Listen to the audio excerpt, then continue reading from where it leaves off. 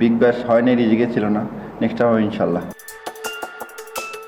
দেশের বাইরে প্রথম ফ্র্যাঞ্চাইজি লিগে খেলার সুযোগ হাতছাড়া হবার পরেও রিশাদের কণ্ঠে ছিল আশার বাণী। পূরণ হয়েছে তা।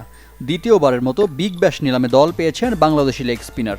বছর বদলালেও দল রয়ে গেছে অপরিবর্তিত। চড়া দামে জায়গা হয়েছে হোবার্ট হারিকেন্সে।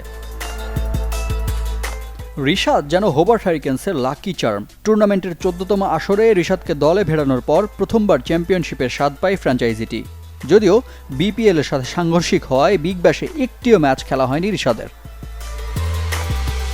তবে বিগ ব্যাশের 15তম আসর সামনে রেখে 450-র বেশি বিদেশি ক্রিকেটারের মধ্যে রিশাদ সৌভাগ্যবানদের একজন। নিলামে গোল্ড ক্যাটাগরিতে এই স্পিনারের মূল্য $3 লাখ, বাংলাদেশি টাকায় 3,20 লাখের বেশি।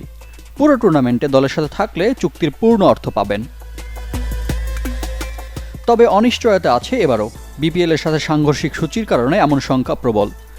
তবে নিজ দেশের ফ্র্যাঞ্চাইজি লিগ বাদ দিয়ে বিগ ব্যাশে খেলতে চাইলে পরিস্থিতি কোথায় গিয়ে ঠেকবে তা জানার সময় সাপেক্ষ।